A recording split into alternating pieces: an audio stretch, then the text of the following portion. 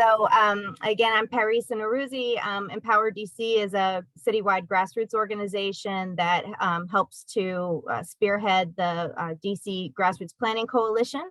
The coalition came together in the spring of 2017, and since that time worked to shepherd amendments to the comprehensive plan, which is the city's guiding framework for development, which has a lot of relevance, especially at the zoning commission when development decisions are being made. And last May, I believe it was, the DC Council finally did finalize the comprehensive plan. So this group has shifted to implementation, of course, of many of the policies and ideas that we championed through the comp plan process, as well as other aspects of policy regarding equitable development, of course, real affordable housing, deeply affordable housing, and related issues. So for today's meeting, this is our first meeting of 2022. We took a break in January trying to get accustomed to this new year. So Happy New Year to those of you we haven't seen yet. Good to see you all. And today's meeting, we are going to have a presentation from the DC Open Government Coalition, which is a leader on the issues of transparency and open government laws, as well as freedom of information.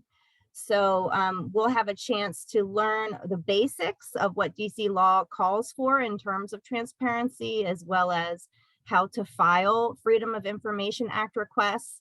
And then we'll have the chance to ask questions, talk about maybe specific challenges that maybe some of you have faced in trying to get access to information.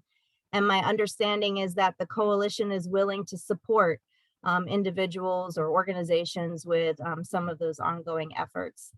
So to start us off, I'm just gonna talk for a couple minutes about some of the implementation of the comprehensive plan that we've been focused on, and also would love to hear from you all if there are any pieces of the comp plan that you've been really focused on seeing implemented. And we're going to talk also about possibly having a presence at some upcoming DC Council oversight hearings. So while I get my screen together, I do want to again encourage you to introduce yourself in the chat if you haven't already. And again, thank you for coming today. So I'm not going to go over everything regarding the comp plan. I encourage you, if you're new to this work, to go to the Empower DC YouTube page. And a good number of our previous meetings are recorded on there. You can see a lot of the debate, a lot of the work that went into the key issues that we focused on for the comp plan, and some of our recap of what we were able to get changed in the plan before passage. Here are a couple of the policies that Empower DC is really focused on, and I'm going to ask you all to share if there's others pieces of the comp plan that you're really watching. The one that we're going to talk about the most today is the racial equity lens, and I'm going to go over that in just a second, just the new requirements in the comprehensive plan about the incorporating of a racial equity approach to planning and zoning. There's also new language around prioritizing deeply affordable housing, not just the term affordable housing, but extending that to deeply affordable housing, and that is defined in the comprehensive plan as up to 40% of the area median income. And a couple other pieces that Empower DC has really been tracking and trying to follow up on: the industrial land use study, which is to take place this year. Office of Planning was funded to do the study. This is of particular importance to communities like Brentwood and Ivy City and others, especially in Ward 5, that are heavily impacted by the presence of industrial facilities. The Ivy City Small Area Plan.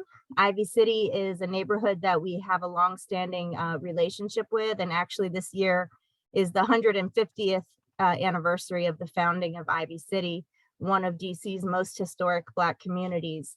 Never had a plan that was actually, shaped by its residents, and of course has been significantly impacted by gentrification of the last couple of decades. So this will be the first ever small area plan for Ivy City, and it will incorporate this new racial equity lens.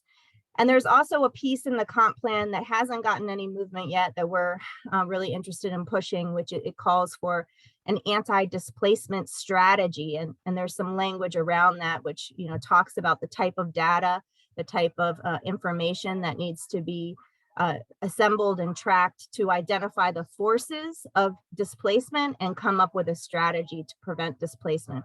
So I want to pause now and invite people to either raise their hand or just even unmute. I don't know if that will get out of hand, or put in the chat. Are there any other policies in the comp plan that you all are really tracking and trying to see implementation of?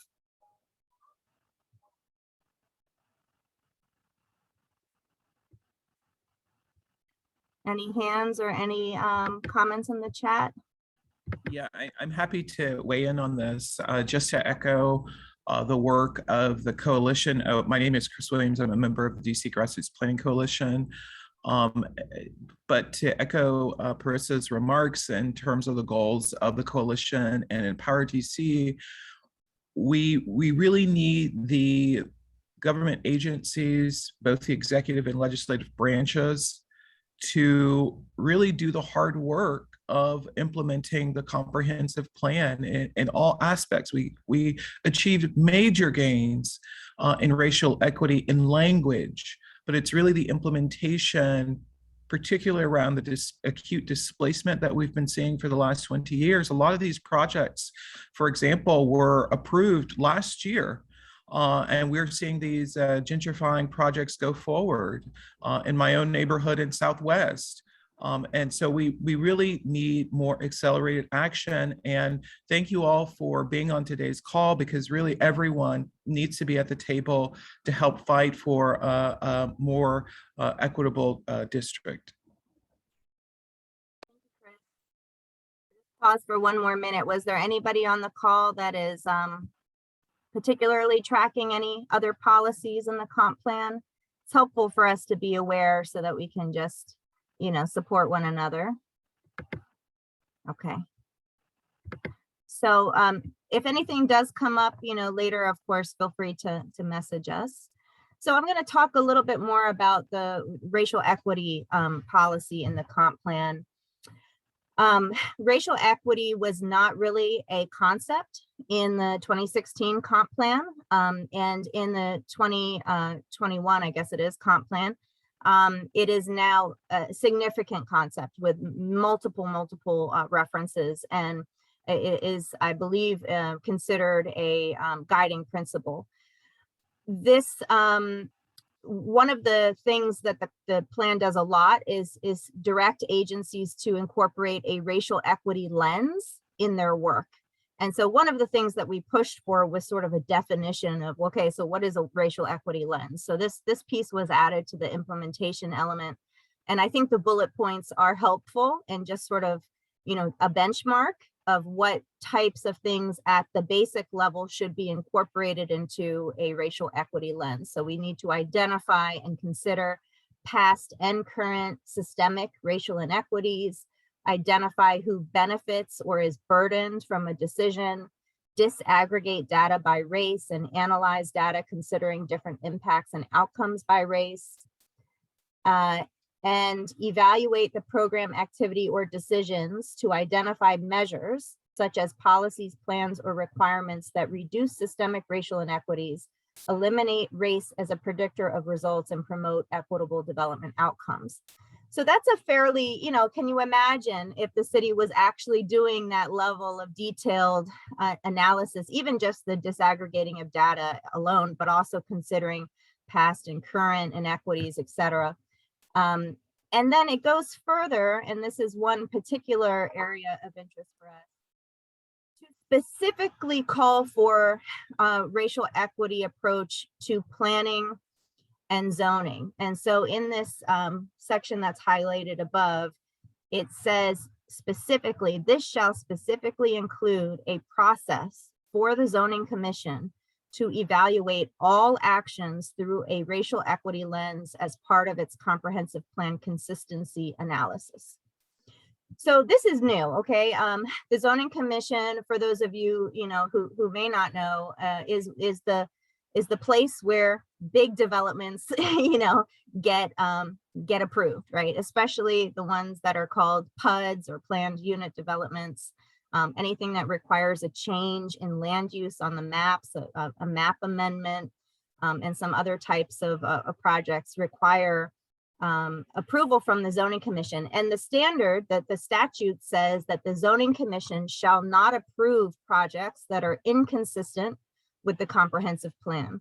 So now this adds a layer of detail that they're supposed to be considering when they determine if a project is consistent with the comprehensive plan. Unfortunately, there's been absolutely no movement to implement this. We had a case regarding Berry Farm, a map amendment for Berry Farm that was actually introduced before the comp plan was finalized and kind of held until the comp plan was finalized. And through those hearings, we kept pushing, well, you're supposed to do a racial equity analysis. Where is that? And we even recommended at least just simple things like really codifying the residents' right to return to the property in their zoning order, just as an example of something that would help to secure racial equity.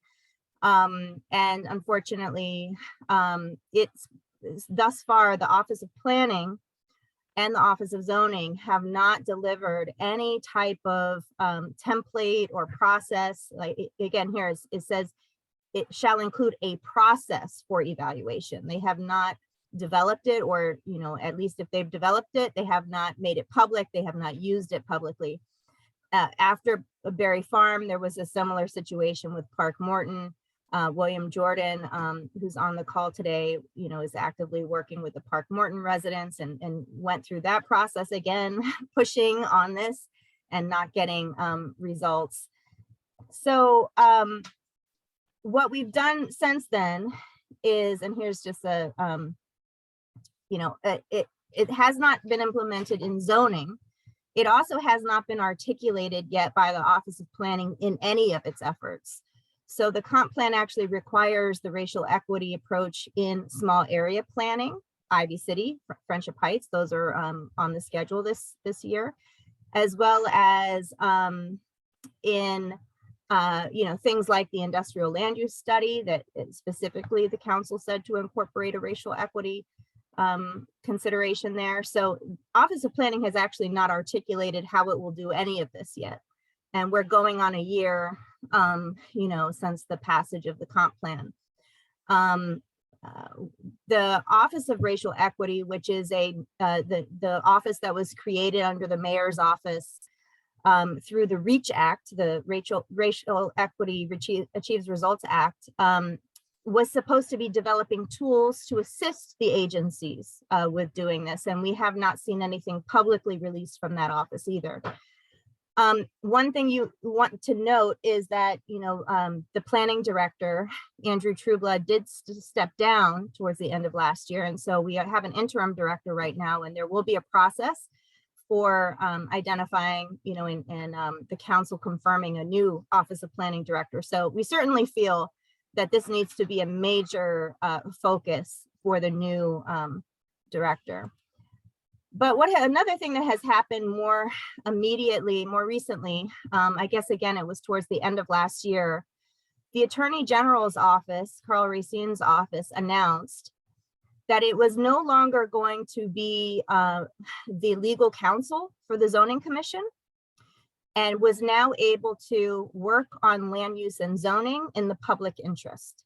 So that's really interesting. Evidently, for years, this is something that Attorney General Carl Racine has wanted to do, is step away from that role that made it impossible for them to work on zoning issues in the public interest because they were assigned to the Zoning Commission. And so since that time, we've been able to meet with the staff of this new public interest division. We're discussing with them the development of text amendments, probably more than one text amendment. And anybody can introduce amendments to the zoning code. So This would be text amendments that would be introduced, that would have hearings at the Zoning Commission, and this would give us an opportunity to mobilize support, but also give us an opportunity to hopefully get something moving and not wait, you know, God knows how long for the Office of Planning and the Zoning Commission to do so. So we will be bringing more information about that to this group at future meetings. We don't have a sample of that language yet, but did want to let you know that that's where we're moving with this. If you have any questions, feel free to put them in the chat or raise your hand. I'm going to continue because we have our presentation in 10 minutes. So I just want to say briefly about some upcoming DC Council hearings that we do encourage folks to participate in. This is the time of year that the DC Council does oversight hearings, you know, which have to do with evaluating the performance of district agencies. And then that sets the tone for the coming budget hearings, right, where we talk about funding for these agencies. The Committee of the Whole, chaired by Phil Mendelson, will have a hearing on oversight of the Office of Planning and the Office of Zoning on February 24th. This is a hearing where we think would be very appropriate to talk about things like the failure to implement key elements of the comprehensive plan, including, of course, the racial equity lens, the priority for deeply affordable housing, which I mentioned, talking about the importance of the new planning director being focused on these issues. We also feel that the council should not approve the renomination of Zoning Commission Chairman Anthony Hood. He's been in place for, I believe, about 20 years during a period of time that the Zoning Commission approved, you know, many projects that contributed to the displacement of Black residents. And we don't feel that he has presented much of an urgency around of implementing the racial equity lens or shifting the way that the Zoning Commission does business. We think that it's time to have different representation. So thank you for letting us know, Bill, that the renomination has been filed, and we'll have to really track that, because they could they could do it, you know, as emergency or within something, and you know, I don't even know. We'll see if they even do a hearing on it. And then the other thing that could be brought up at this hearing is implementing the need to fund certain aspects of the comp plan for implementation. While it's not the budget hearing yet, it's still a chance to put that on the table. So for instance, last year in the budget, the council funded the industrial land use study that was called for in the comp plan, but they did not fund the anti-displacement strategy. So these are things that, you know, we would want to look at what's in there and it hasn't been funded, and put that on the table. I want to pause here and see, is there anybody in the group that planned to maybe either testify live or submit testimony at this hearing, or any other issues that you would want to raise at planning and zoning? And you can raise your hand, put it in the chat.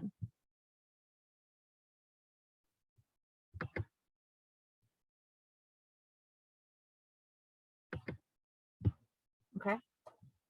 All right, I'm going to keep going then, and I'll see in another minute if there's any comments. The other one that's coming up, and this one's coming up a little sooner, is the oversight hearing for the department, the deputy mayor for planning and economic development, which is under the Council Committee on Business and Economic Development, chaired by Kenyon McDuffie. And this one is on February 16th at 9 a.m. And a few things that, you know, off the top of my head, we might want to talk about at this one: the failure to prioritize deeply affordable housing. We know that DEMPED has, you know, a huge track record of building more at the 60, 80 and above levels of area median income, and not meeting the 30%. The failures of the New Communities Initiative, which is the public housing redevelopment program that's under DEMPED. We still don't have an inventory of public property or a facilities plan. These are things we've been talking about for over a decade. The misuse of public land, you know, what public land should be used for versus what the the DEMPED has been doing, missed opportunities like Wardman, the redevelopment of Wardman as affordable housing. So I'm going to pause there. I see Chris Oton has his hand up, and then I welcome any other comments on these hearings and these talking points. Chris? Hi, Parisa. You mentioned the comp plan and the various new policies we got in there. I also wanted to just put in the chat. Is this a good time to announce the comp plan lawsuit? No, we're gonna do all of that at the. Sorry, we're echoing. At the end, after the presentation, we'll have some ample time to talk about that. So right now, we're just going to talk about the hearings and aspects of the comp plan we want to implement. And you can unmute again if you want to keep talking. Thank you very much. No, that makes sense. And I'll be there testifying, certainly at the hearings, but everybody should be there. Can you believe this? They have started reviewing these projects and applications without the racial equity tools in place. And this is in kind of in the context of Chairman Hood of the Zoning Commission, Anthony Hood, writing a letter to the council, asking the council, pass the comp plan ASAP, please. We have all these projects to approve, really trying to rush it, the comp plan changes through so they could keep these projects moving along. But yet, since the plan is passed in May, and then signed by the mayor in August, no conversations about the racial equity tools that were to be used for these projects. It's outrageous. Thank you. Thanks, Chris. Karen, go ahead. Yes, didn't the mayor's side of the Office of Racial Equity submit a request for comments on sort of an outline, I guess they had, for some tools or processes that would be required of different government agencies, right? That was like, I don't know, maybe 2 months ago. I know that I commented, I sent stuff back. So are you saying, Parisa, that they did do that, right? But since then, nothing, right? Is that what you're saying? So yes, the thing that you're speaking of is a little different. If unless I've missed something, what the Office of Racial Equity released was a draft of a community engagement guide. And it was nothing that would have been required, but it was sort of guidelines and suggestions for how agencies do better and to engage with community. What I was speaking of was more of a racial equity impact assessment tool, and a decision-making tool that would have a series of questions or types of data required in order to evaluate a decision. And I have not seen that, but yes, they did accept comments, and I have not seen another draft or a final draft of that guide. Yeah. Yeah. So the point of the things that we're waiting for, hoping for, the point is that there would be benchmarks or requirements for evaluating new actions, new proposals, whatever. And if those actions and required guidelines weren't met, then the proposal or action or whatever wouldn't be approved. That's what you were saying, right? Yeah, so or would have to be modified. Yes, we would hope. So here's the reality of what is required. What is required is the analysis. It does not say that they cannot approve something that is racially inequitable. It just says that they have to do the analysis.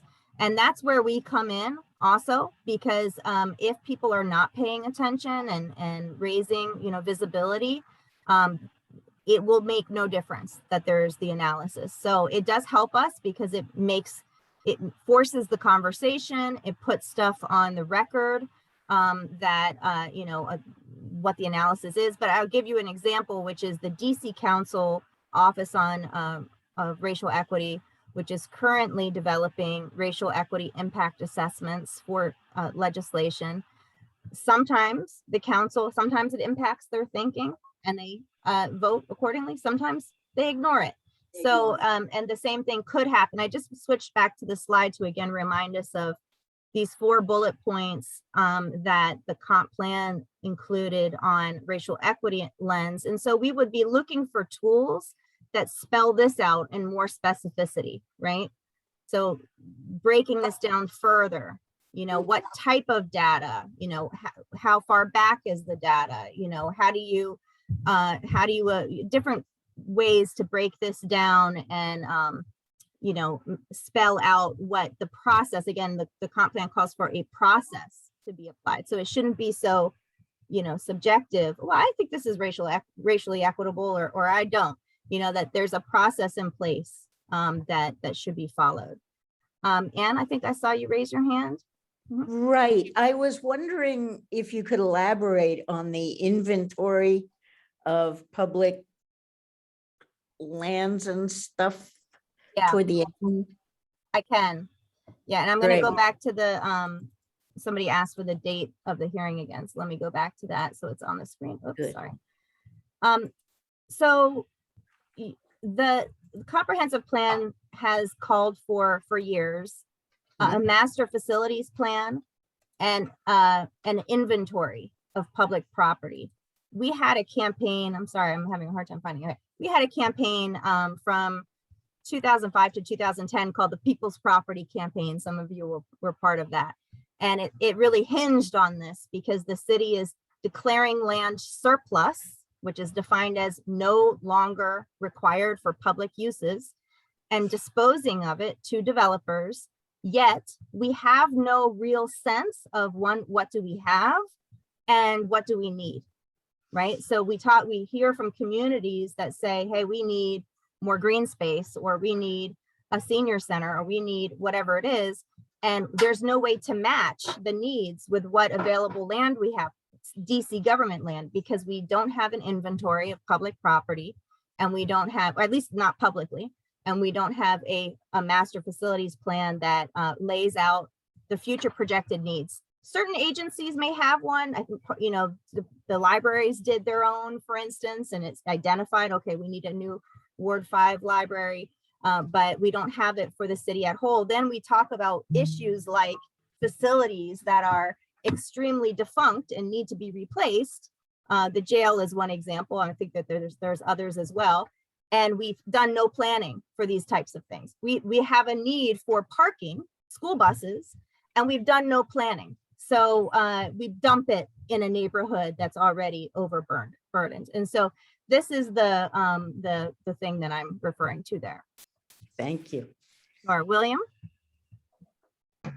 Yes, so I wanted to, emphasize the points you're making. The Council's Office on Racial Equity is really the only entity functioning in our government that's taking seriously racial equity. And so one of the things we have to do is to begin to support that office, to read those RIA reports and begin to use them in our testimony and et cetera, so that the council doesn't sideline that office. Many council members, including my Ward 1 council member and others, as well as the zoning commission, what they will do is say, oh, this project has affordable housing in it, therefore it meets racial equity. I don't have to do an analysis. So there's a resistance to actually doing an analysis, writing down what you think, how the data adds up, and coming to a conclusion. They just want to wave their magic wand. And I think that's where we really come in to make this effort worthwhile, is we really have to use those reports and pressure politically to make those realities. So I just wanted to say that, because there's an effort on the mayor's side to just slow walk the process. So the mayor's office on racial equity is going as slow as it possibly can in doing anything. And then on the council side, they want to limit what it can look at. So part of what we want to do is to expand what it can look at in terms of legislation, but also to add political pushback when legislation doesn't meet the standard, but the council members want to push forward anyway. Great. Thank you so much. Was there any other comments? I think our guests are trying to join now, so hopefully we'll see them joining here in a second. Chris, Lisa, there's a question in the chat about whether we have proposed any specific benchmarks, suggestions, requirements for the processes. yeah, we have done some. I think, you know, once we got the Office of Attorney General involved, once they, you know, said that they were going to work with us on the text amendment, we did feel that it was important to let them do some of that labor. The zoning code is very extensive. We're not zoning experts, they're zoning attorneys. So what we thought would be a good approach is we talk to them about our goals. You know, what is it that we need this, you know, to affect? We're focused on the effect of it, right? We then have had ongoing back and forth communication with them about an approach to do that through the zoning code. And so the goal would then be to come back to this group with some specific language that would be ultimately, like I said, introduced as an amendment, a text amendment to zoning, and give us a chance to testify, you know, and mobilize around and strengthen before and hopefully get passed. Any other questions on this before we transition? I think our guests from DC Open Government Coalition have joined us. Chris Oton, is your hand up from before, or is this a new hand? Let's see.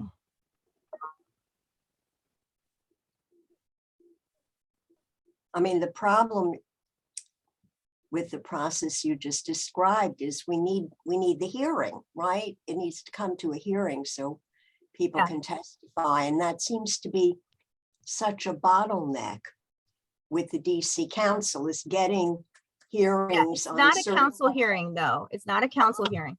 It is a zoning hearing. And the difference is that anybody can introduce a zoning amendment, is my understanding. And it gets scheduled for a hearing. For a hearing. So yeah, so it's not DC Council. This is all in the zoning, you know, commission at this point. Okay, so yes, thank you. So we're going to move into, I'm very happy that we have today guests from the DC Open Government Coalition. This is a group of individuals, some of whom are attorneys, who have really become specialized in areas of open government, sunshine, and freedom of information. And they have expressed that they are willing to assist individuals, organizations with specific asks. So please think about your questions that you have, agencies that you're trying to get information from, or, you know, what to do if you're not getting a response. First, we're going to turn it over to them and allow them to go through a presentation that they have that covers a lot of the basics, and then we'll get into discussion. So I'm gonna, I think I'm gonna share the screen for them. And who from the coalition wants to start us off? Parisa, Tom Sussman is going to start. Great. And who's on? Good afternoon.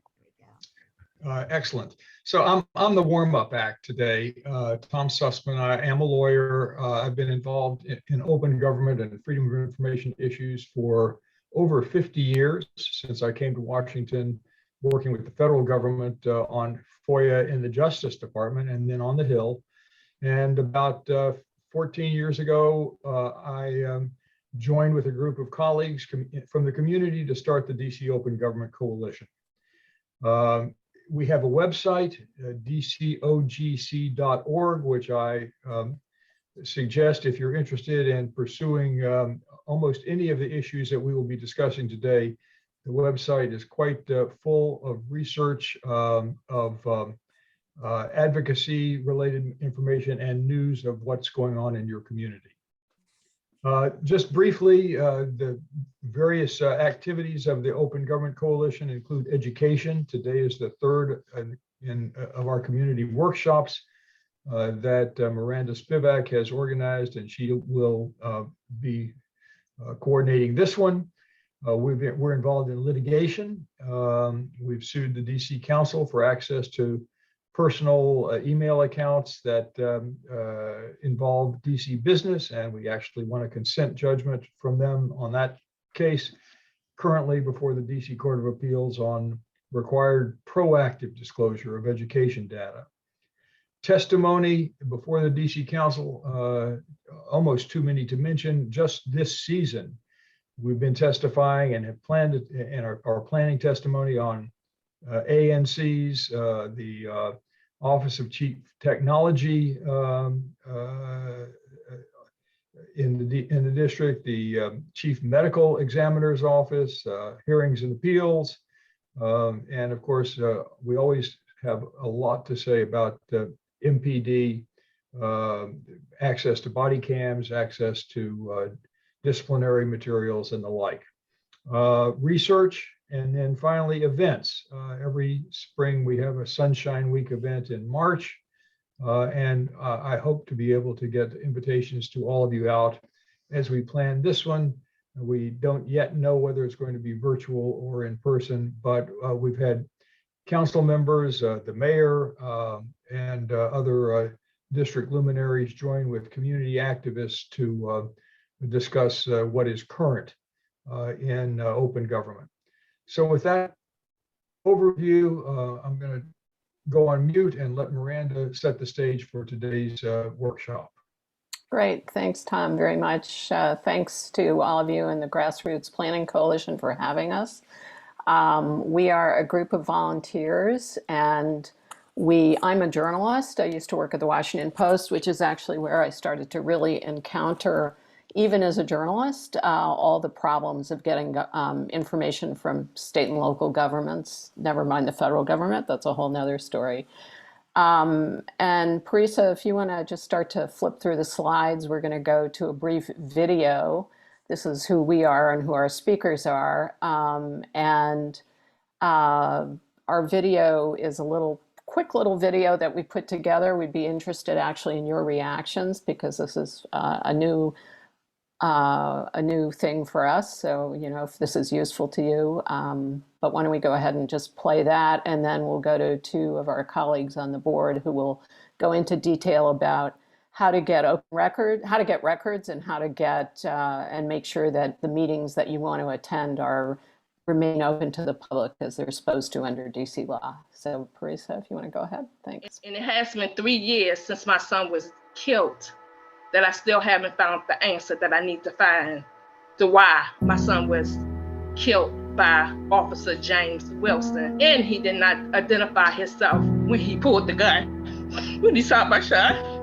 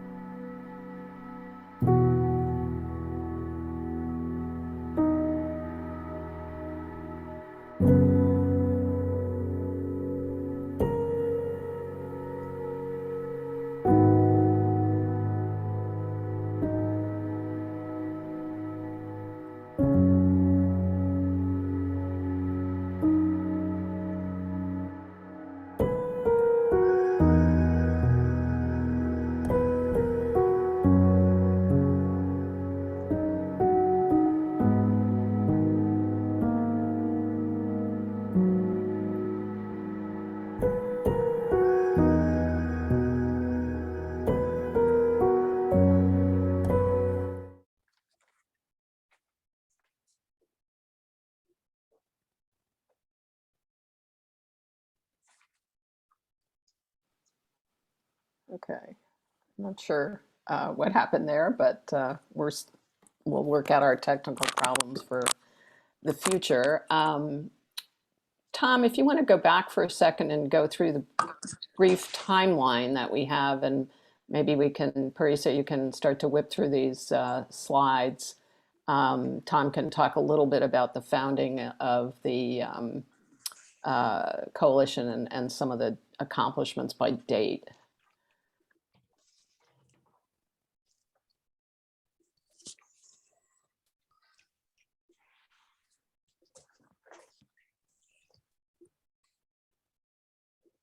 Sorry, was that over to me? I thought I did that in the introduction.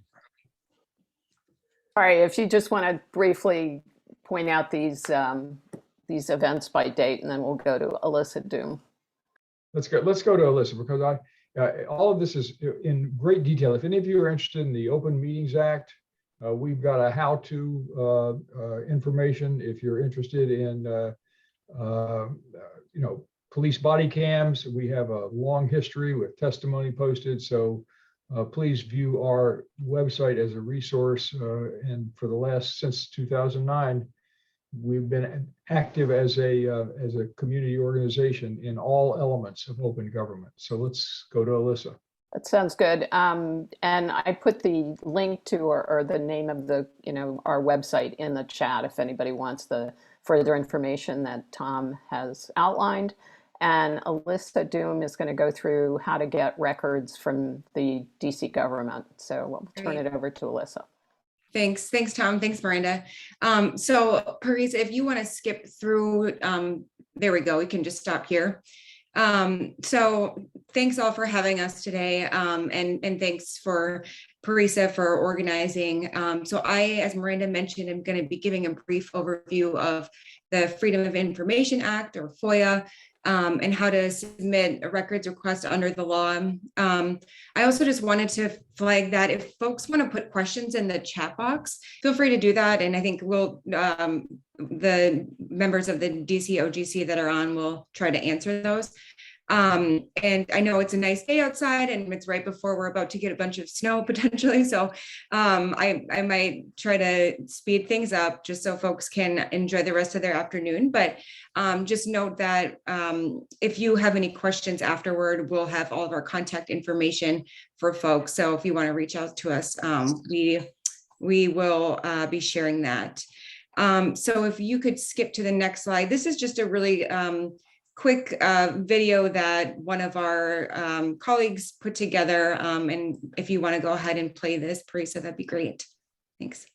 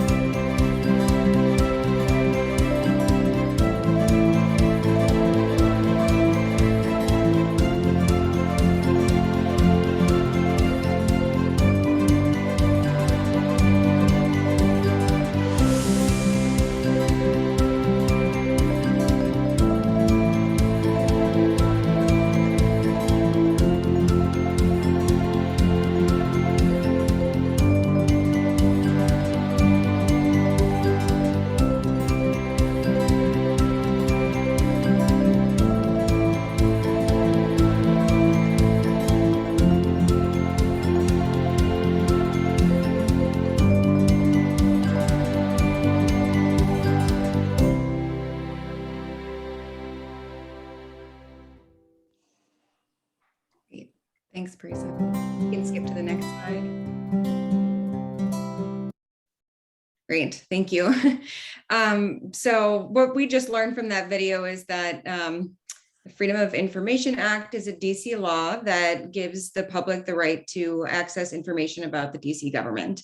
So under FOIA, agencies must release information that's requested unless that information is protected from disclosure.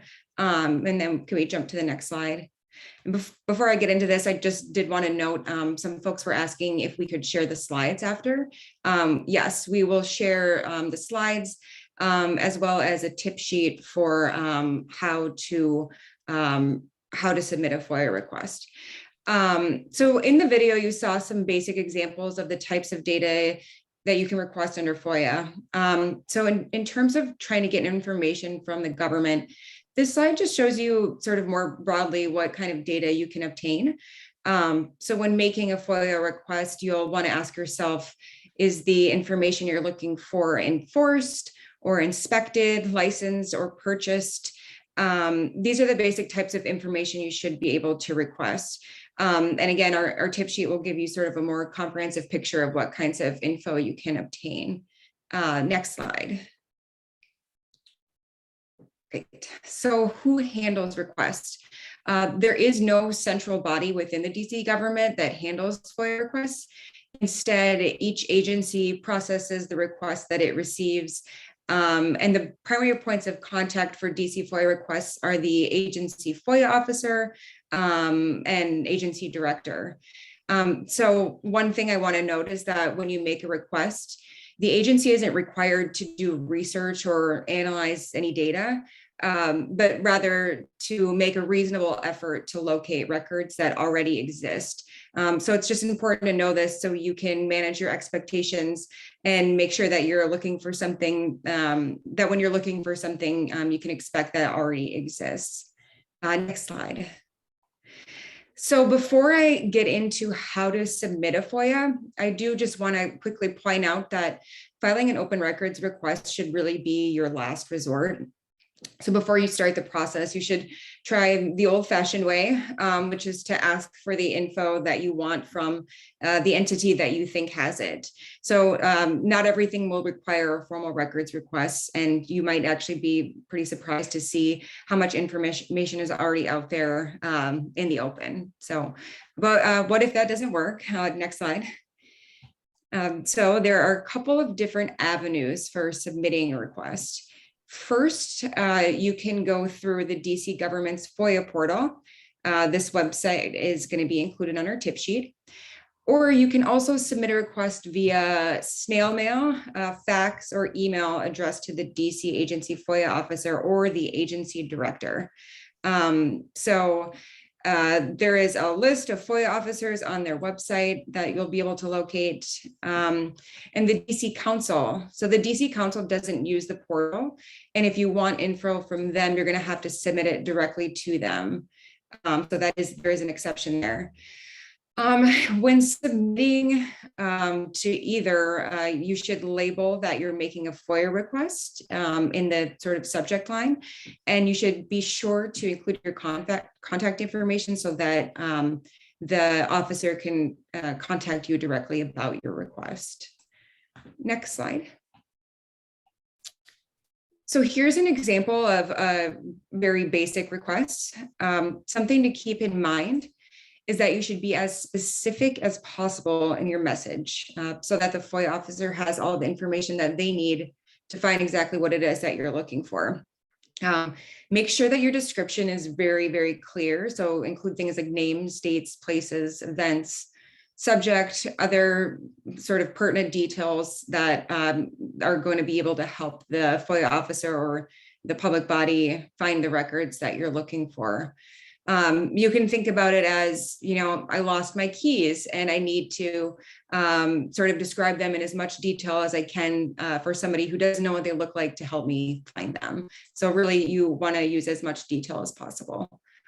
Next slide. So what do you get back from the agency after you submit a request? If you've submitted your request through the portal, you should get an auto-generated response.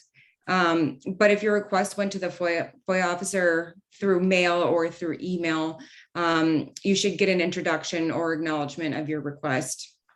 You could also potentially get clarifying questions or information about fees that might apply to your request.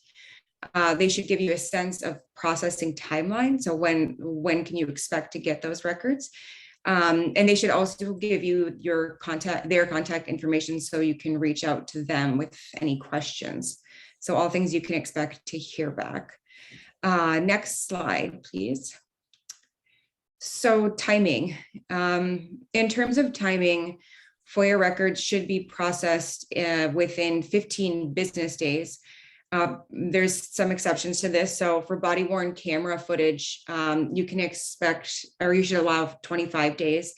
And in unusual circumstances, the agency may invoke an extension. So they might invoke a 10-day extension of time to respond. And so unusual circumstances are going to be pretty specific. So for example, they might invoke an extension if a request is just really large and voluminous, or if they need to consult with another agency or public body that keeps those records, they might be able to invoke an extension. Next slide. So deadline for government response. So what are the consequences if they don't respond to your request on time? If they don't, it's considered a denial of that request, and then you are able to appeal that denial. If you want to do this, you can appeal to the mayor or the DC Superior Court, and you can sue for access to those records. So this slide just shows the information that you need to file a FOIA appeal to the mayor's office of legal counsel. And again, we'll share these slides so you don't have to jot any of this down. Next slide, please. All right, so exemptions. Some exemptions apply, I have mentioned. The public body that you're requesting from can withhold records due to statutory exemptions. I'm not going to get into all these right now, but it's just important to be aware that certain exemptions do exist. And if an agency or a public body is withholding records for any reason, they'll need to specify to you what those exemptions are. And why FOIA permits withholding them. Next slide. So while it is free to submit a FOIA request, this slide shows information related to costs that might apply. So as I mentioned, agencies are only required to make a reasonable effort to locate existing records. So some fees apply when agencies need to review or reproduce records. Still, there are some exemptions to this. So for instance, if you're requesting records that could benefit the general public, there could be a reduced fee, or they may provide the records for free. And for educational, scientific, and news media use, it may be the case that they'll only a duplication cost will apply. Next slide. So decision letters, the agency will tell you whether or not your request will be released in full, partially redacted, or withheld in full. They'll also share information about who made the decision, which code provisions were applied to that decision, and how, and advise you on your right to appeal that decision. Next slide. All right, so I covered a lot there in a very short amount of time, but if you're looking for help with any of this, you can reach out to both the DC Office of Open Government. They've been supporting some of our efforts to do these workshops in communities too, and great partners, or you can reach out to us. And again, we have some of our contact info here, but we'll be sending that along. And so with that, I'm going to turn it over to Kirsten. Thank you, Alyssa. This is Kirsten Mitchell. Can I have the next slide, please? Great. So Alyssa talked to you a little bit about getting records, and I'm going to talk to you about the right you all have to attend public meetings. There are two separate laws governing access to public meetings here in the District of Columbia. Next slide, please. So the Open Meetings Act and the Sunshine Act provide access to the public. So what is a public meeting? Any meeting at which official action of any kind is taken. There are several triggers. One is a quorum. So without a quorum of members of a particular body, there aren't enough people to constitute the public meeting requirements. The other trigger for an open meeting are the activities of that particular meeting. Members who are gathering to, quote, consider, conduct, or advise on public business, including gathering information, taking testimony, discussing, deliberating, recommending, and voting are, that's considered a public meeting. Public meetings can be held in person, by telephone, or on a platform like this one. Next slide, please. So public bodies must have open meetings. And here in the district, the city council is the most visible, but not as visible are 190 boards and commissions that are required to have open meetings. So there's a list of them here that I'm going to paste into the chat, but well, they'll be in the slides, so you can catch them later. But as I said, 190 boards and commissions, just a couple of them are, you know, the Advisory Committee on Community Use of Land Space. There's an advisory committee to the Office of LGBTQ Affairs. Someone here mentioned senior housing as a topic of interest. Several commissions might be of interest. There's the Commission on Aging, the Housing Authority Board of Commissioners, the Office to the Affordable Housing Task Force, the Washington Metropolitan Area Transit Commission is another one. So the link in the slide will provide you a list of all of these boards and commissions and a calendar of all their public meetings. So next slide. So Alyssa mentioned that there were several exceptions to the public records law. There are also exceptions to the open meetings law. So DC government agencies such as the Department of Consumer and Regulatory Affairs or the Department of Health, sort of the executive branch agencies, if you will, of the DC government are exempt. DC courts are not covered by the Open Meetings Act or the Sunshine Act. The mayor's cabinet is also not covered. Someone in the DC Grassroots Coalition mentioned interest in the Office of Deputy Mayor for Planning and Economic Development. Meetings of that office typically would not be open under the Open Meetings Law. And then I just want to mention ANCs. There was a little bit of chat about ANCs, I noticed in the chat. And although accepted from the public meetings laws, the law governing ANCs says that each commission shall meet in public session at regular intervals at least 9 times per year.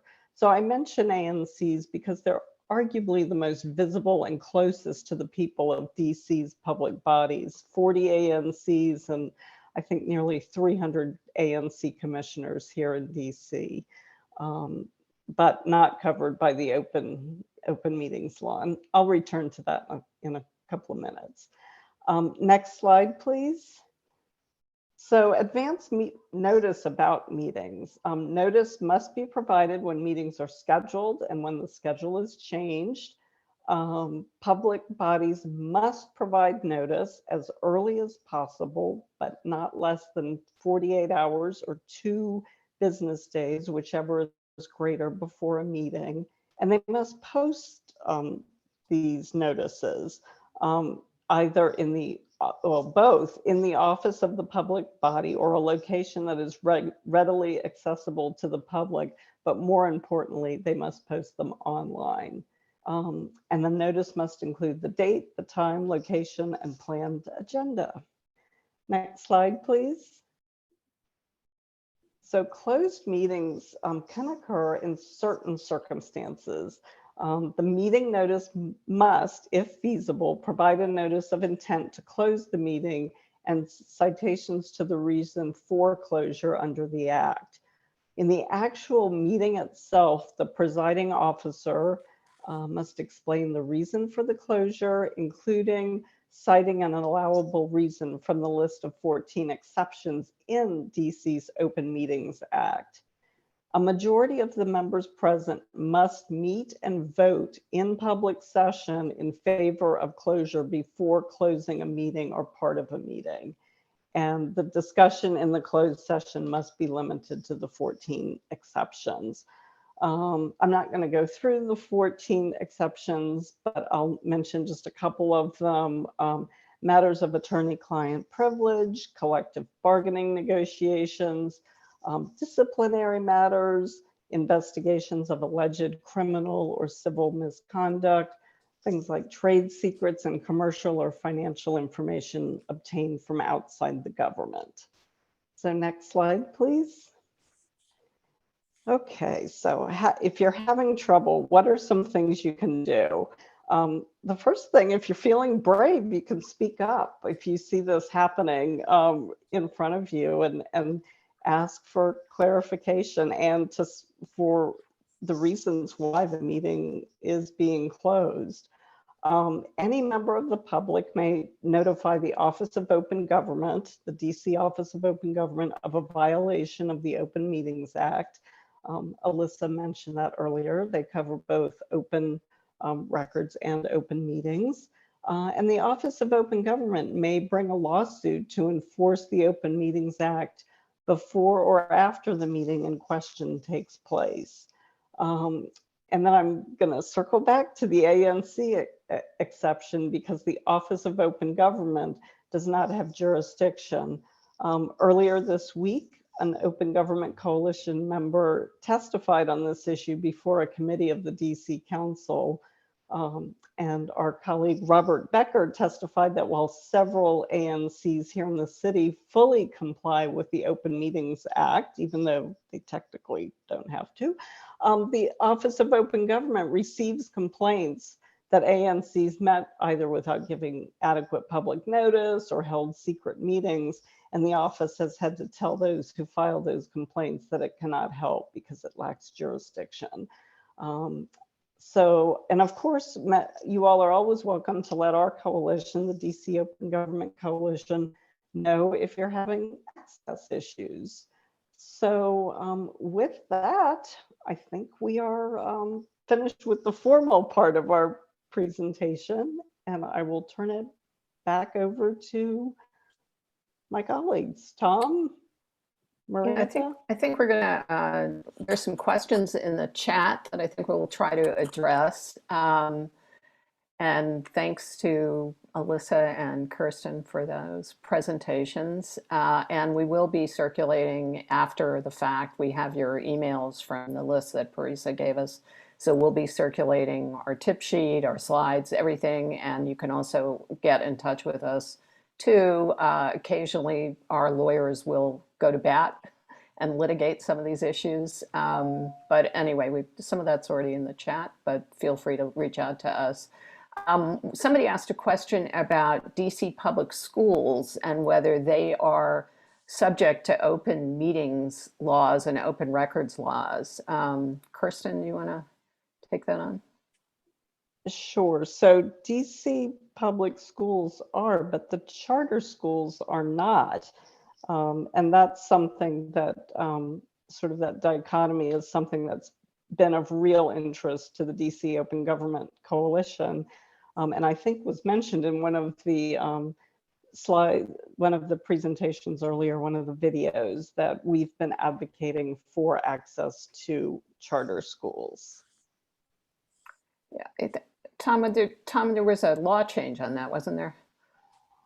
Yes, we did get the charter school central board and subject to open meetings requirements, but not FOIA.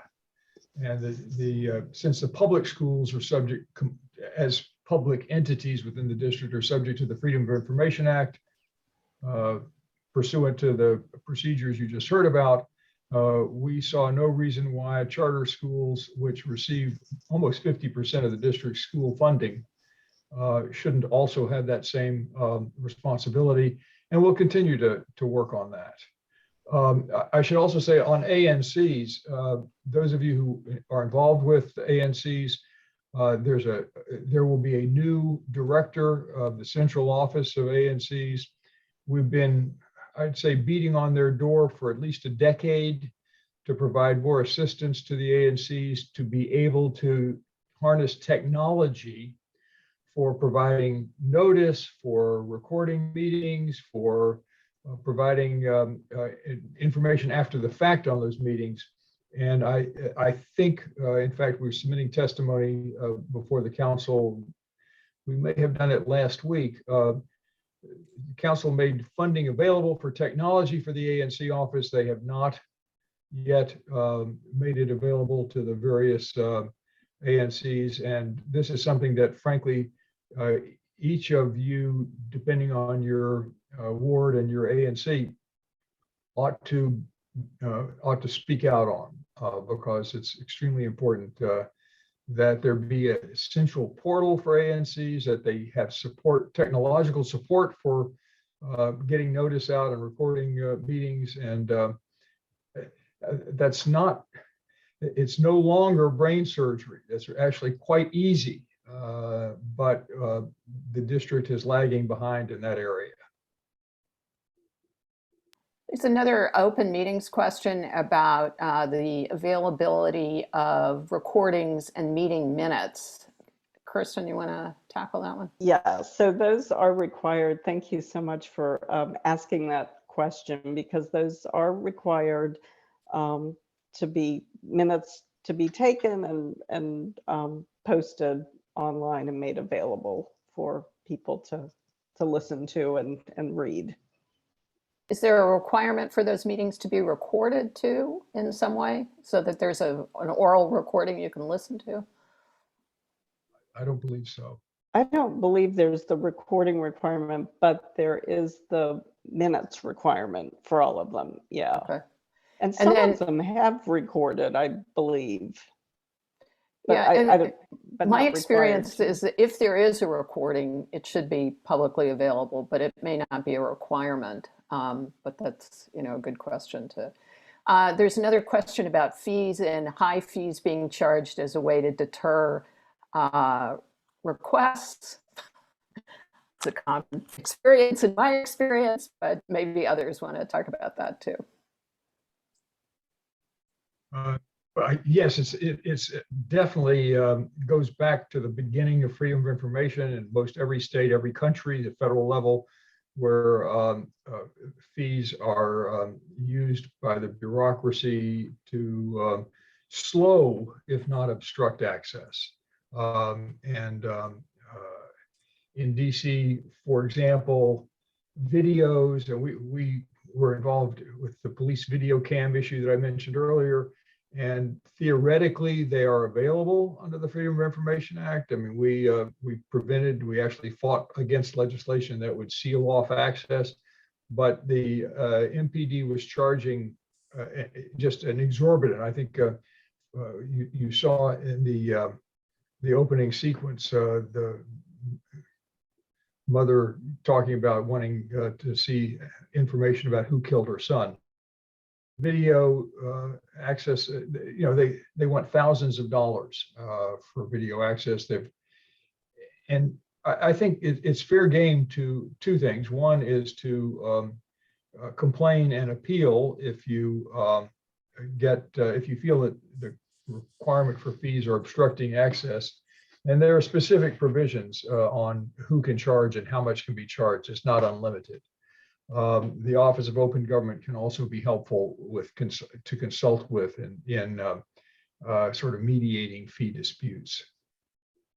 The other thing I wanted to make, I noticed there's a question about my comment about the consent order on the council from Mr. Hanlon. It was quite clear that council members were using personal emails to communicate with each other on DC government business. And this is an issue that's at the federal level at many states. And so we went to the council and tried to get them to adopt a policy. We didn't make progress doing that. And so we filed a lawsuit. And after the preliminary hearing and the court wouldn't kick us out, the legal counsel to the DC Council, representing the chairman, worked with us and basically negotiated. We dismissed the case and they adopted a policy of should council members' emails contain business discussions, they either have to be provided for to the council central repository, but more likely will need to be searched if a request comes in. And in fact, Mr. Mendelson himself, Chairman Mendelson, got extremely upset because he began to get requests for personal emails and didn't like that much at all, but it is the law. Government business gives rise to government records. The current battle is on messaging. We've already sent a lengthy request to the mayor because news stories have shown that executive officials are using instant messaging platforms for communicating amongst themselves on DC business. And of course, much of that disappears, and certainly there's no central repository. There are software platforms that will provide a central repository for messages. Some of the states now have those and encourage their employees to use them because it's extremely efficient as opposed to phoning each other or even emails. And so we know that technology will allow the use of messaging and yet maintain the records required for both public access and archiving. DC is not there yet, and we're expecting actually an opinion out of the Office of Open Government shortly that will support our effort to try to make some headway in that area. Also, there's a question in the chat about the Office of Open Government and whether to go to them. My answer is yes, absolutely. I think they're working hard right now to try to get compliance across the whole DC government. It's not easy, and actually the more they hear from people, the stronger case I think they can make, that there are problems that need to be resolved. So their contact is in our tip sheet, and you should definitely go to them no matter what. Even if you come to us, go to them too, because you want to create a record that you're trying to press on them. There's another question. Yeah, go ahead, Tom. Let me add to the Office of Open Government. We were involved in creating the office. Our coalition actually came up with the idea. It was an amendment to the Open Meetings Act amendments that Muriel Bowser, as council member, promoted. And the first director of that office was not reappointed because she got rather bold and sued one of the mayor's commissions for violation of the Open Meetings Act. The good news is the current director of that office, Nicole Allen, has not been deterred, has not been cowed by the earlier experience. And she is being very bold in dealing with the agencies and the office of the mayor.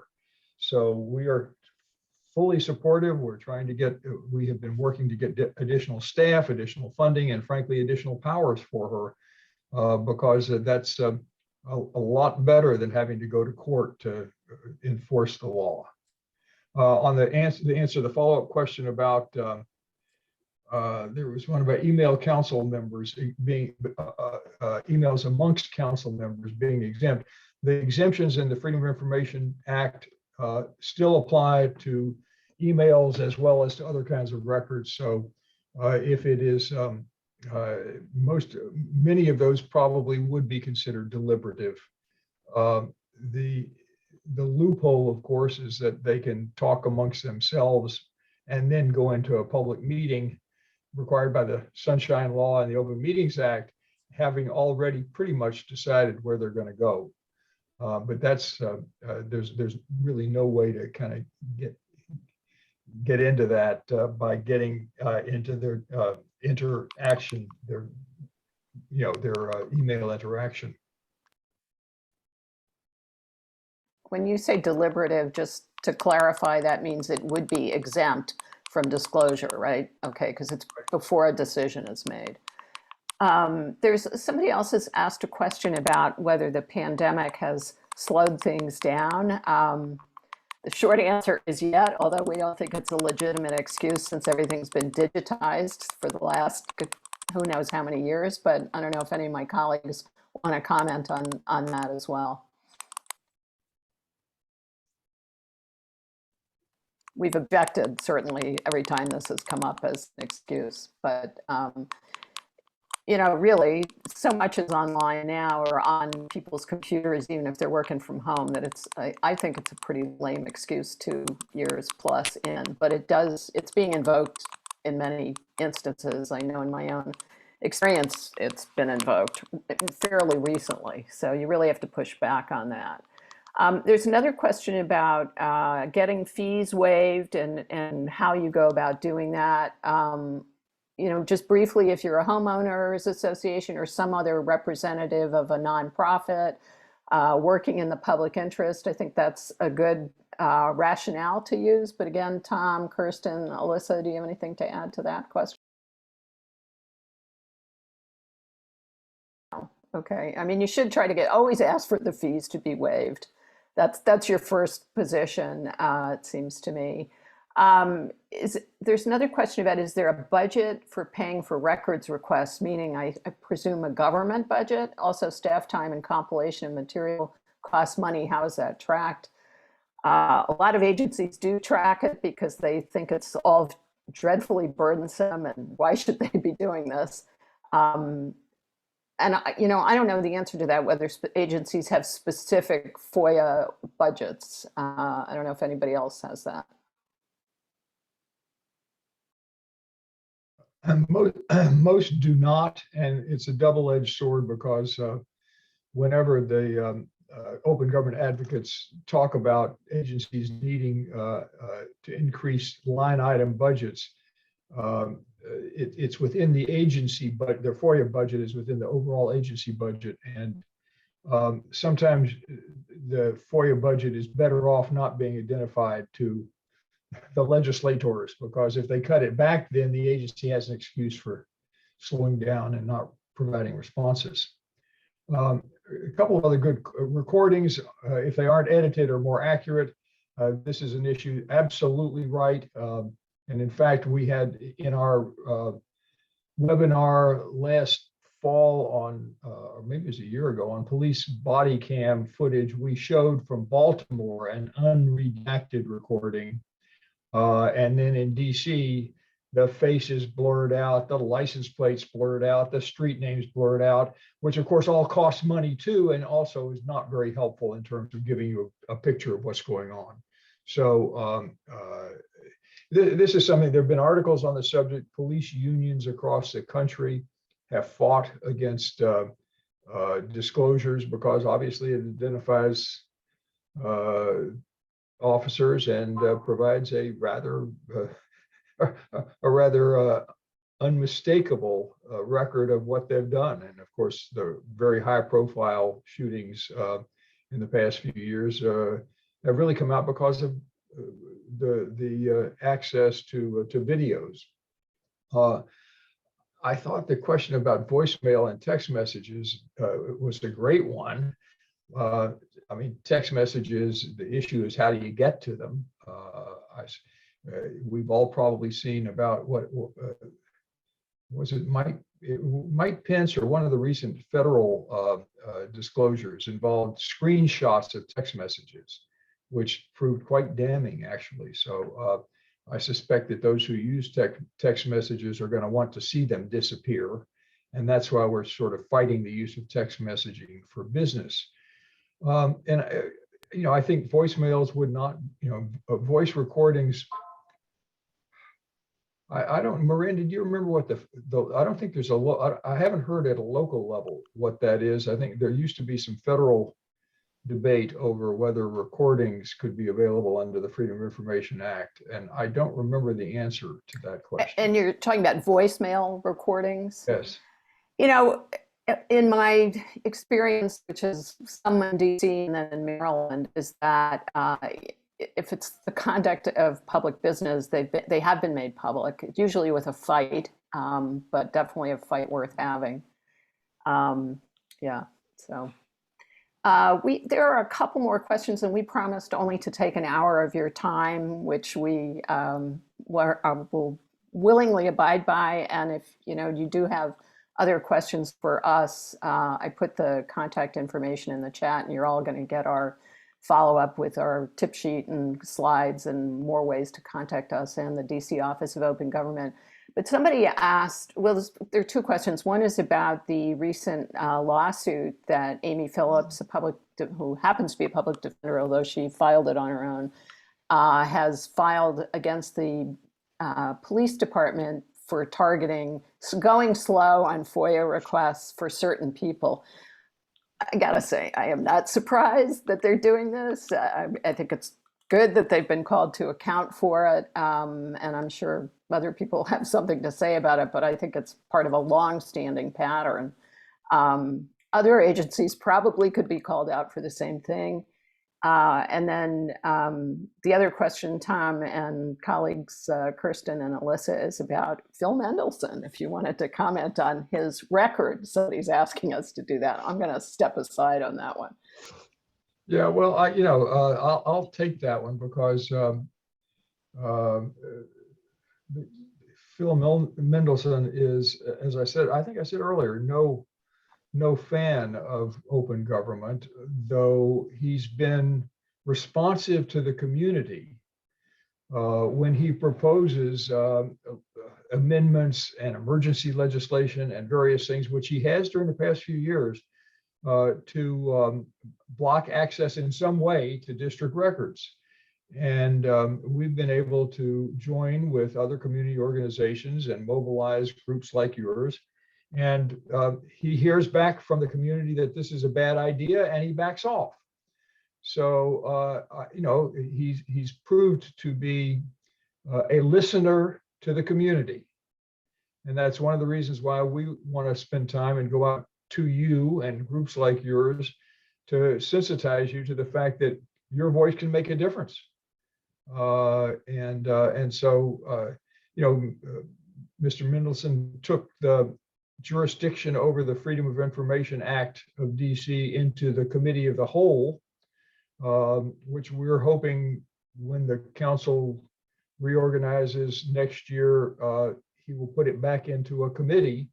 But during the time in which it's in the Committee of the Whole, which he chairs, we simply have put our advocacy for FOIA reform on hold. But it's just on hold. It's not off the stove. It's just on a side burner for now. If I could, Miranda, just call attention Yep. to one other question that was in the chat from Yep. she says, I'm having an issue with the central office of DCPS stating that the LSAT meeting where the budget will be discussed can be closed, citing it falls under one of the 14 exemptions. However, the LSATs by stated purpose do not engage in those actions. I don't know, Tiffany, if you want to share a little bit more detail. I don't know if you all are able to respond to that. If you have enough information about what specifically she's referring to. Tiffany, do you want to unmute and explain your question? Yes, thank you so much. So I'm a DCPS parent and teacher, and also the LSAT for my children's school. The LSAT of the school where I work, the instructional superintendent is saying, well, the next meeting where we're going to discuss potentially discussed positions has to be closed. And I stated, I was like, that doesn't fall under the purview of LSAT, you know, they don't talk about promotion, demotions, you know, under the exception. I said, that's not what they do. And so someone from central office was like, yeah, it falls under one of those exceptions. And we've gotten this from our office, OGC. And I was like, but that's not what the statute says. That's not what the Open Meeting Act states. And so I was just wondering, like, has this ever become an issue for, you know, this coalition?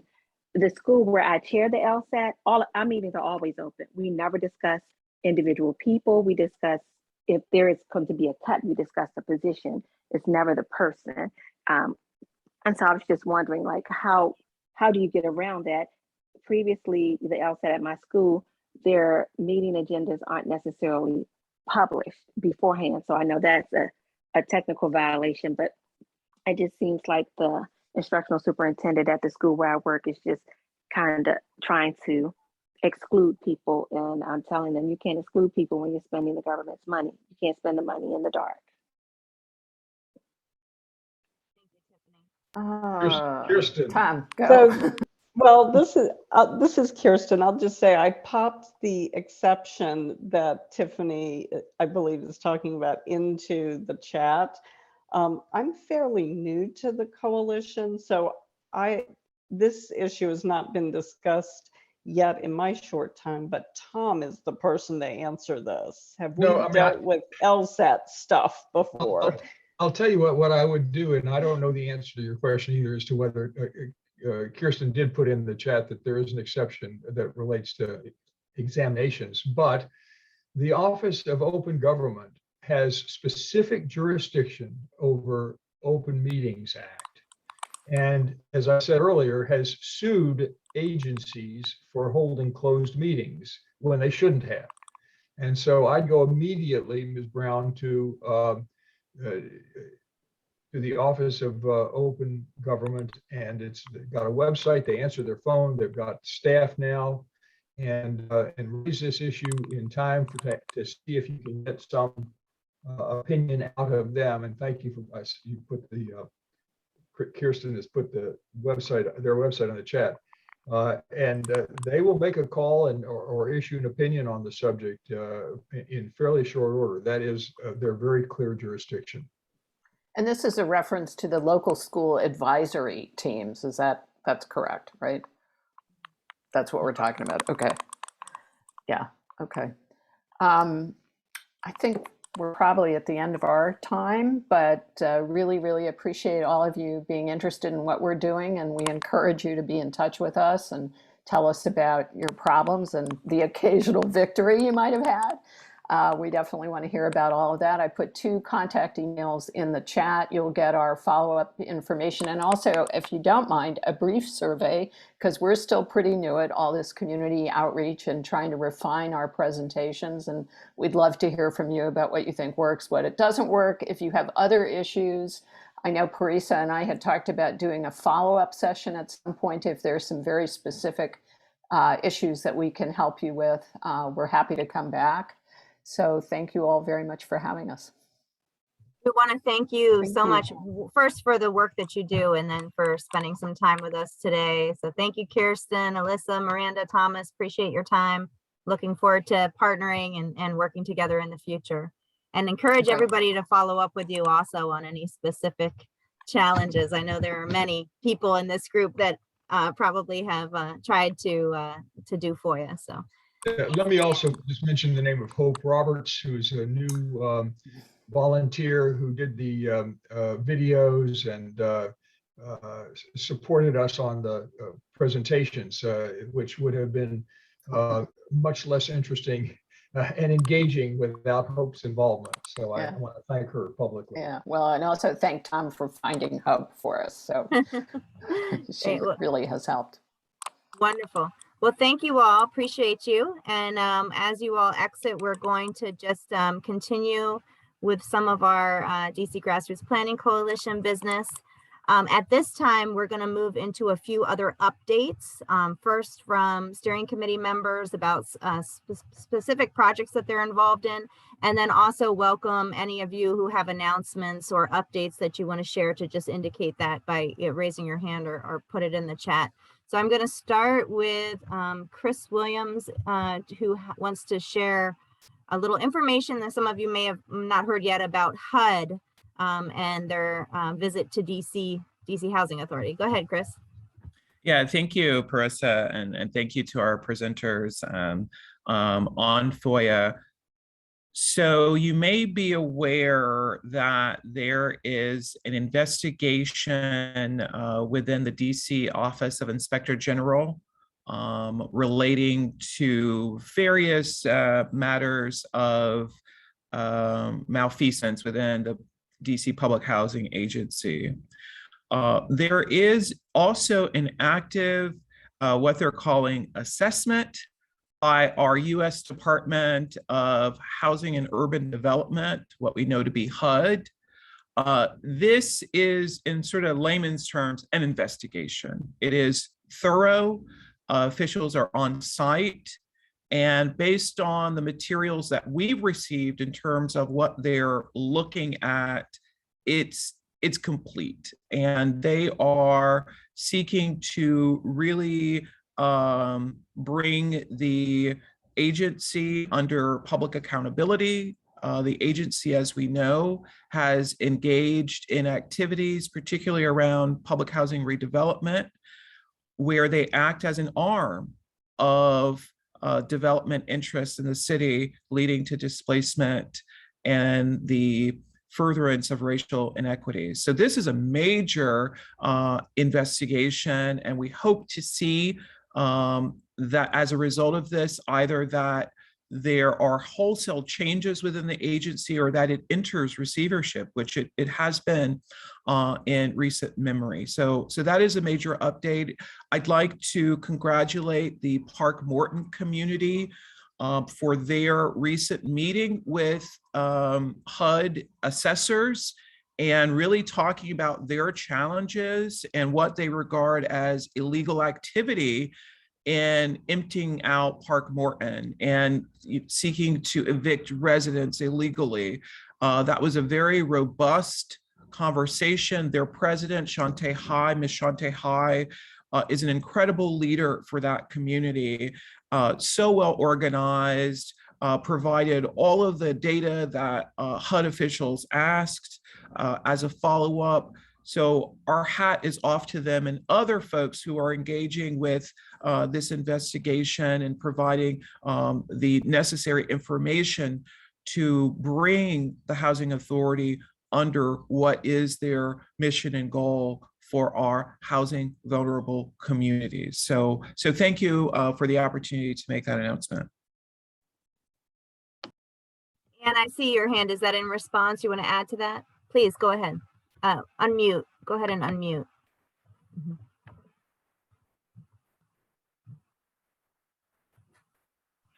Thank you, Chris. Thank you, William. Thank you, Shantae Hai. If anybody else has experience with the DC Housing Authority, please now get in touch with somebody at HUD.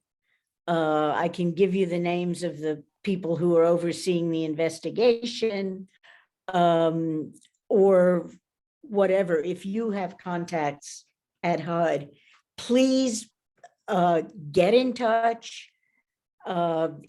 If they have time to see you while they're here, which is from March 7th to 11th, see them, but get something in writing or have a meeting now so that all of the problems we are all having with DC Housing Authority, of which I am a board member, and you won't upset me with anything you say, you'll please me. Please do get in touch. Now is our hour to get things straightened out, and there's a lot that needs doing. Thank you.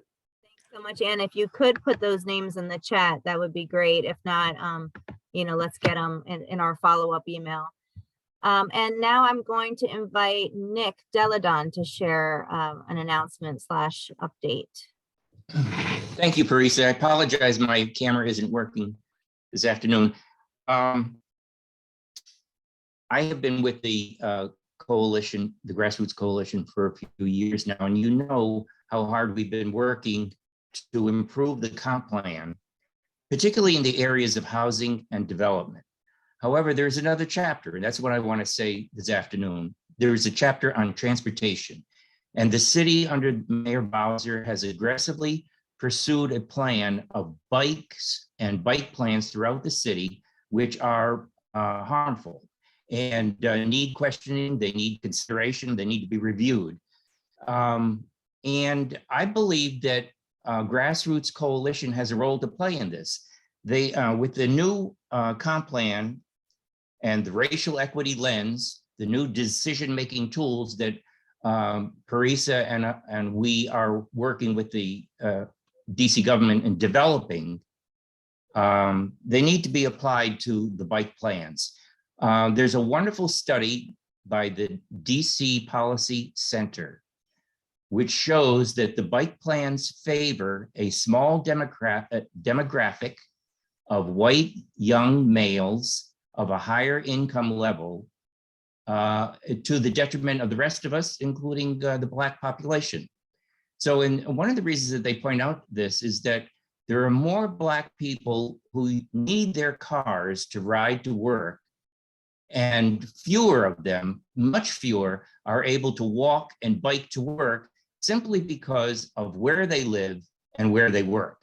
And so this has to be taken into consideration. And I believe that the racial equity lens that we're developing, the new tool, should be applied here and needs to be taken up as a program. So I'm encouraged to think that sometime in the future, maybe next month, there'll be a full program on this. And my civic association, DECA, DuPont East Civic Action Association, which has been well represented this afternoon, has led in a new coalition of DC bike plans. And I encourage you, if this is the matter in your neighborhood, we want to know who you are and what your concerns are. We want our coalition to grow. We meet every Saturday at 10 a.m. And please get in touch with us. The website is thedccoalition.org. Thank you. Let us hear from you. Thank you, Nick. And next I have Chris Oton with an update on a lawsuit regarding the comp plan. Hi, everybody. Thank you, Parisa. If you love your city, tune in on Monday on Valentine's Day for the next phase in the DC Comprehensive Plan lawsuit. The mayor, and unfortunately the city council, passed into this comp plan 200 million square feet of upzoning around the city. That might be okay. More density, taller buildings may be appropriate. But accompanying this increase in land use, intensity, population, are impacts. And the law requires, as we've all been talking today, planning, actual planning, consideration of existing residents, consideration of the environment, and most importantly, from our perspective, consideration of how this is going to further harm and expedite displacement pressures. You continue to build luxury housing, obviously, it's going to have an impact on existing communities. As we've seen over the last 20 years, 60,000 Black folks displaced from the city, and many, many, many low-income families from their vulnerable communities to this type of development. So we have a lawsuit representing 6 of the 8 wards. 15 people signed on to this lawsuit, and they have a hearing on Monday, this Monday. Basically, you can tune in and support by tuning in. I want to pull up the link, but basically, the city, the mayor's attorneys have asked the judge to dismiss the case. And so if we survive this dismissal request, then the lawsuit will continue, and we will go further on and get into discovery and other points of transparency that has not happened with the comp plan changes. I'm putting the link in. It's this Monday, February 14th at 11:30, and we're encouraging everybody to tune in. And I'll send that info to Parisa to hopefully get out in a follow-up as well, if it's timely. Otherwise, we'll send a report. Any other announcements that anybody wanted to share, upcoming events or things that you think we should be aware of before we let you go and enjoy your Saturday afternoon? Okay, I don't see any. Oh, Lorenz, go ahead. Unmute though, Lorenz. So yeah, I've been sort of out of action. I caught some interesting information on some of the social media regarding the reassessment of property around here. So, you know, there's I don't know if it was William Jordan or not, but I wouldn't be surprised. But yeah, seeing that we're coming up for budgets and all that, but in terms of tax assessments and how smaller land areas are getting assessed at a higher rate, I think everybody should be aware of that. I think if enough people push back, because I'm definitely going to challenge my assessments. I think there should be some kind of redress, you know, for all of the assessments done in the past. I don't know if that can be done, but just be mindful of those of us who are fortunate to still stay in the city. With all the development going up, the assessments are going up. And even though I'm a senior and also getting a homestead exemption, I've talked to somebody else who said, yeah, but that catches up with you sooner or later. So just keep that in mind. Yeah, thank you for that. I believe the property tax assessment appeals are due usually, I want to say April 1st or sometime right in that time frame. And we do encourage everybody. You can actually appeal as a renter as well, because the increases are passed on to you. But especially anybody that, you know, owns a home and the homes around you, the prices are going up, and your assessment is going up as a reflection of that, though your home may not have had all of the new renovations and updates that the other homes have had. It's important to appeal. It doesn't affect your ability to sell your home at a certain level. It's just how much you're paying of taxes. So just keep that in mind. Any other comments or announcements? Okay, so we will be meeting again next month. We'll send out a notice. We'll have updates on the text amendment, the implementation of the racial equity lens work. We'll hear more about the coalition that Nick was speaking of around the concerns for planning of the bike lanes. We will encourage, again, folks, we'll send it out, the testimonies at oversight hearings for Office of Planning and Zoning, as well as DEMPED, Deputy Mayor for Planning and Economic Development. And again, we are going to oppose the reappointment of Anthony Hood as chair of the Zoning Commission. I think we should probably do a letter and allow a lot of people to sign on to that. So look out for that as well. And again, it's just, you know, we can't continue to have the same leadership and the same things happening and expect different results. So 20 years, I think, is enough. Let's try to get somebody else in there. Thank you all again. Ann, do you have your hand up? Go ahead. Yeah, just a quickie. Do you have any idea why Andrew Trueblood is leaving? Because he seemed like somebody that we could work with, and those are the folks who leave.